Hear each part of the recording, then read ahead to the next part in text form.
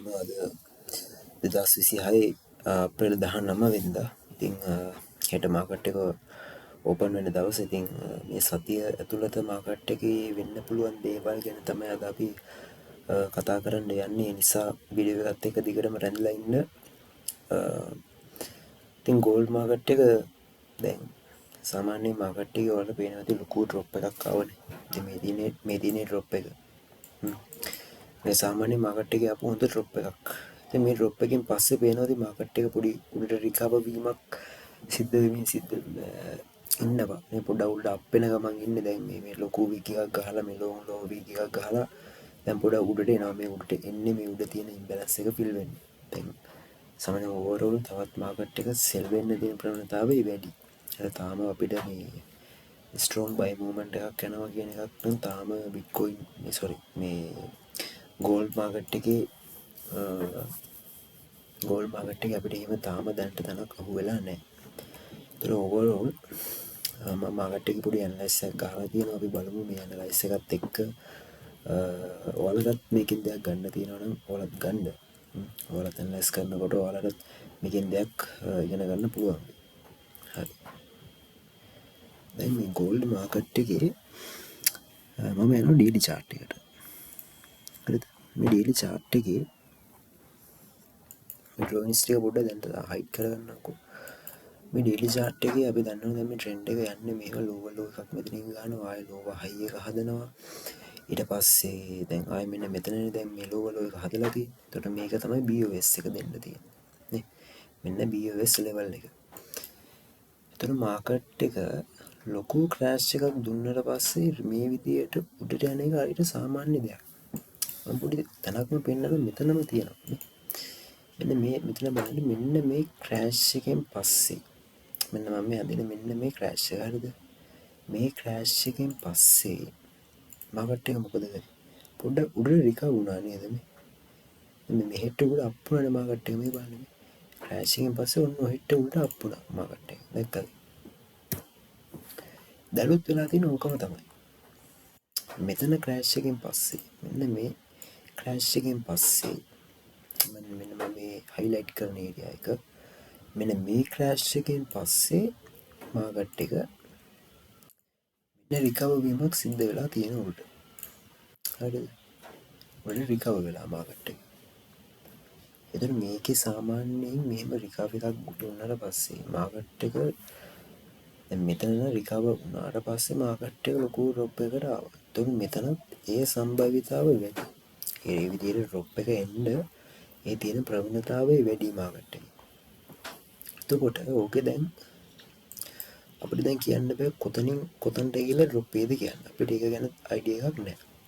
හරිද? මොකද ඔයාලා වීක්ලි chart එකට ගියොත් මේකේ තියෙන පොඩි දෙයක් ගැන කතා කරන්න. ඔයාලා ඉගෙනගෙන තියෙනවද candle range theory එක? ඔකට හොඳ තියර එකක් සාමාන්‍යයෙන් මේක දන්නේ නැත්නම් ඔයාලා මේ YouTube එකේ ගිහලා බලන්න. ඒක ගැන වීඩියෝස් සෑහෙන දාලා තියෙනවා ගොඩක් අය. මේ candle range theory එකේ මෙන්න මෙතන මේ candle range theory එක හදලා තියෙනවා. මෙන්න මේ ඒරියා එකේ. මේ candle range theory එකට අනුව මේ මාකට් එක මෙන්න මේ level එකට එන්න තියෙනවා. මම මේ දාලා තියෙන මෙන්න මේ CRT target කියලා මේ තියෙන මෙතන මේ රතු පාට line එකේ මෙන්න මේ ඒරියා එක.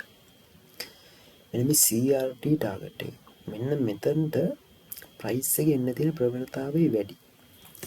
හේතුව මේ candle range theory එක වැඩ කරනවා නම් මෙයා මේ වෙද්දි මෙන්න මේ ෆයිනල් ටාගට් එක මෙන්න මෙතනට මාකට් එක එන්න ඕනේ. කියන ඕවරෝ තව ඔය වගේ ලෙවල් එකකට බයි වෙන්න පුළුවන්. ඔන්න ඔය candle range theory එක කිට්ටුව බලන්න මොකද තියෙන්නේ කියලා. මම ඒක daily chart එකට ගිහලා පෙන්නන්නම්. මෙතන තියෙන්නේ පැහැදිලි OB එකක්. ඒක FOA එකට ගියාම ටිකක් හොඳට පේනවා. මේ ඔය CRT ටාගට් එක මේ තියෙන ඒරියා එක ළඟම තියෙන ඕඩර් බ්ලොක් එකක්. ඒතර ඔය ඕඩර් බ්ලොක් එක කිට්ටුව මාකට් එකෙන් ලොකු සෙලින් ප්‍රෙෂර් එකක් එන්න පුළුවන් තරම්. ඒකේ අදහස තමයි මෙහෙම. මේ මෙහෙම එකක් වෙන්න පුළුවන් කියලා මම කියන්නේ. දැන් මේ තියෙන තැනනේ මාකට් එක. ඕක දැන් ඔහොම ගිහිල්ලා ඔහොම වෙලා හරි කොහොම හරි මොකක් හරි වෙලා මෙන්න මේ zone එකට ආව කියන්නකො. මෙන්න මේ zone එකකට. හරිද? මෙන්න මෙතනින් මෙහෙම drop එකක් අපිට plan කරන්න පුළුවන්. මෙන්න මේ level එක. හරි. මේක ඉතින් මෙහෙම වෙනවා කියලා නෑ. මේක මෙහෙම යන්න පුළුවන්. මෙහෙම කියලා ඕන රුපියල් මම ඔයාලට කියන්න හදන්නේ මෙන්න මේ ඒරියා එක ගැන. මෙන්න මේ ඒරියා එකකින් ලොකු සෙලින් ප්‍රෙෂර් එකක් මාකට් එක දෙන්න පුළුවන් අපිට. අපි ඒක හොඳ කී ලෙවල් එකක්. ඒතකොට එතන ටිකක් අපි ඔළුවේ තියාගන්න ඕනේ කී ලෙවල් එක. හරිද? ඔතනට මාකට් එක එනකොට ඔයාලා try කරන්න සෙල් කරන්න. සෙල් ඔපචුනිටිස් දෙනවද බලන්න මෙන්න මේ zone එකට ආවට පස්සේ. හරිද? මේක වෙන ප්‍රයිස් රේන්ජ් එක මම මාක් කරන්න මෙන්න මේක තමයි ප්‍රයිස් රේන්ජ් එක. හරිද? 5038 ඒකයි මෙන්න මෙතන. මෙතන 4979 ඔන්න ඔය රේන්ජ් එක. හරි? ඔන්න ඔය ලෙවල් එක ගැන ටිකක් මොනිටර් කරන්න. ඔතනින් හොඳ සෙලින් ප්‍රෙෂර් එකක් මාකට් එකෙන් අපිට දෙන්න පුළුවන්. ඒතකොට මේ තැන් වලින් අපි try කරන්න ඕනේ sell opportunities බලන්න. හරි. ඒක තමයි මාකට් එකේ. දැන් මම යනවා මේකේ forward chart එකට. forward chart එකේ ඔයාලට පේනවා ඇති මාකට් එක 6යි 6යි නේ. මෙහෙම BOS කර ට්‍රෙන්ඩ් එක මොකද වෙන්නේ? අප් ට්‍රෙන්ඩ් එකක එනවා. එතකොට මේ එන අප් ට්‍රෙන්ඩ් එකේ හොඳට බලන්න මාකට් එක සාමාන්‍යයෙන් අප් වෙලා තියෙන විදිය බලන්න මේ. මෙහෙම එනවා. දැන් මෙතෙන් උඩ අප් වෙලා මේ පුල් බෑක් එක දෙනවා. ඊට පස්සේ මේ උඩ අප් වෙලා මෙන්න මේ පුල් බෑක් එක බලන්න හරියටම යන්නේ මෙන්න මෙතන තියෙන OB එකේ. මේ ආය උඩ අප් වෙනවා. ආය මෙතනට වික් කරනවා. හරියට මෙතන OB එකෙන් යනවා. දැන් ඔහොම යන හොඳ අප් ට්‍රෙන්ඩ් එකක් නේ මේ FOA කියන්නේ. ඒකට අපි ඔන්න ඔය ට්‍රෙන්ඩ් එකට ફોකස් කරන්න ඕනේ. ඊළඟ ට්‍රෙන්ඩ් එකේ අදහස තමයි මේ මාකට් එක තවදුරටත් බයි වෙන්න පුළුවන් කියන එක. ඒ කියන්නේ ඔගේ තේරුම මෙන්න මේ ලෙවල් එකට මාකට් එකේ එන්න තියෙන ප්‍රවණතාවය වැඩි කියලා තමයි කියන්නේ. හැබැයි ඒ කියන්නේ මේක මේ එක සැරේ එනවා කියන කතාවක් නෙමෙයි. මේක මෙහාට මේ පල්ලයට ගිහිල්ලා එන්නත් පුළුවන්. එහෙම නැතුව යන්නත් පුළුවන්. දැන් මම බලන්න කියලා කියන්නේ මෙන්න මේ ලෙවල් එක. ඔයාලට පේනවා ඇති මම මේ රතු පාට zones තුනක් මාක් කරලා තියෙනවා. මේ රතු පාට zones තුන වෙන මොනවත් නෙමෙයි මේ තියෙන liquidity. මොකද මේ ට්‍රෙන්ඩ් එක උඩ බයි වෙවි යන්නේ මාකට් එක. එහෙනම් යට මොනවද තියෙන්නේ? liquidity. සල්ලි තමයි තියෙන්නේ මේකේ යට. ඒතකොට මාකට් මේකර්ස්ව ප්ලෑන් කරන්න පුළුවන්. මෙන්න මේ ලෙවල් එකට ප්‍රයිස් ගන්න.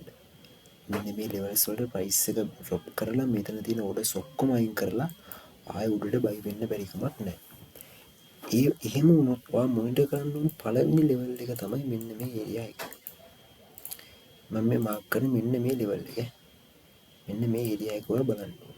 හේතුව මාකට් එකේ මෙන්න මේ වගේ දෙයක් මෙතන වෙන්න පුළුවන්. මෙතෙන් දැන් ප්‍රයිස් එක මෙහෙම වැටලා මෙන්න මෙතනට ආවොත් මෙන්න මේක මෙතනින් උඩට ඔහොම බයි වෙන්න පුළුවන්. හරිද?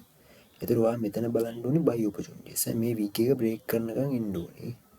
කන්ෆර්මේෂන්ස් දෙනවද කියලා බලන්න ඕනේ. එක සැරේ ලිමිට් දාලා එහෙම ගන්න යන්න එපා. කන්ෆර්මේෂන්ස් දෙනවද? දෙනකම් ඉන්න. ඕක පළවෙනි එක.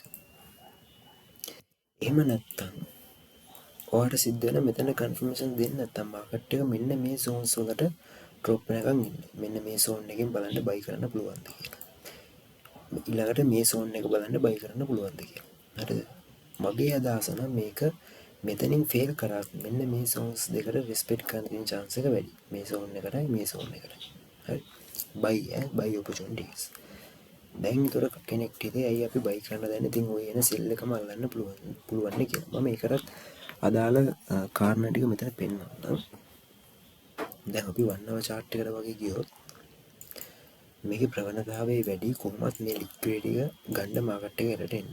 හරි මේ areas වලට price එක drop වෙන්න තියෙන chance එක වැඩි. හැබැයි ওই drop එක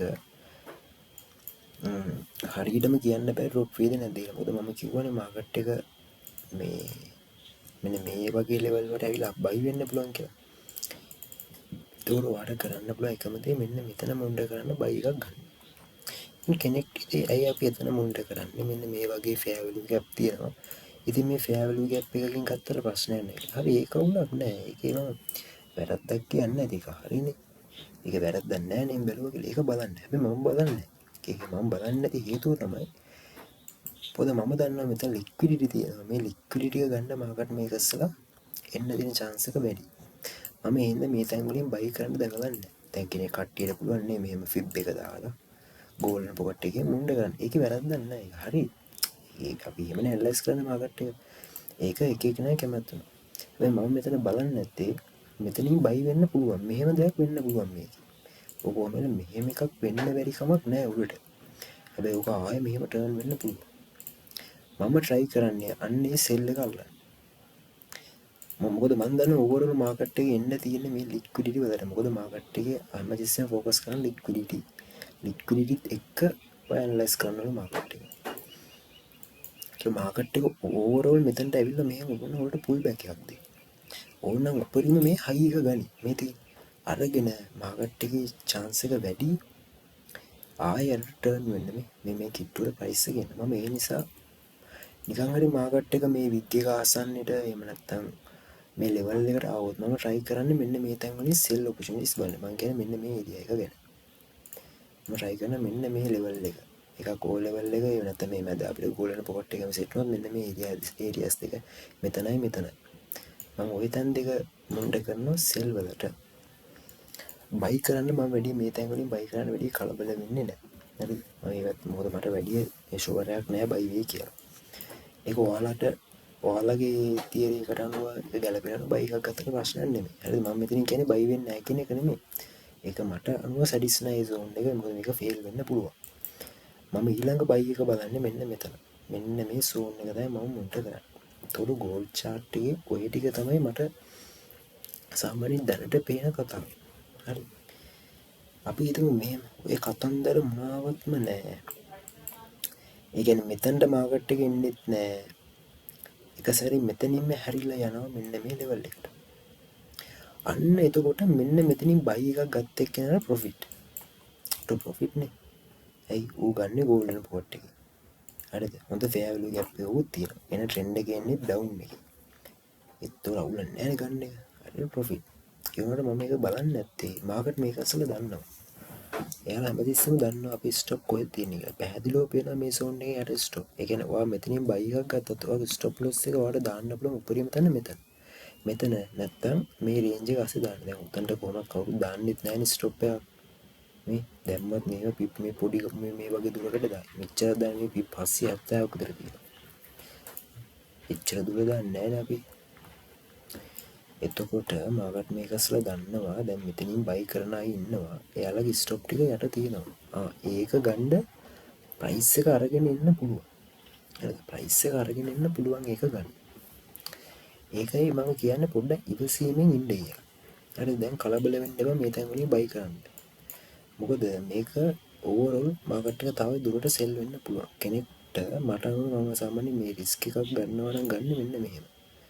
මෙන්න මේ පැත්තට ඔහම සෙල් එකක් අල්ලනවා. ස්ටොප් එක නිකන් මෙන්න මේ ආසන්නයට වගේ දාලා. ඔන්න ඔය වගේ සෙල් එකක් අල්ලන්න පුළුවන්. මේක රිස්ක් එක වැඩි ඈ. මේක කියන්නේ මේක කියන්නේ ස්ටොප් එක වදින්න තියෙන chance එක වැඩි. පොඩි ගණක් දාලා ගන්න පුළුවන්. මේක බැරි කමක් නැහැ. මොකද ඔහම මාකට් එක ඩ්‍රොප් වෙන්න පුළුවන් ඔන්න ඔය යට ලෙවල් වලට.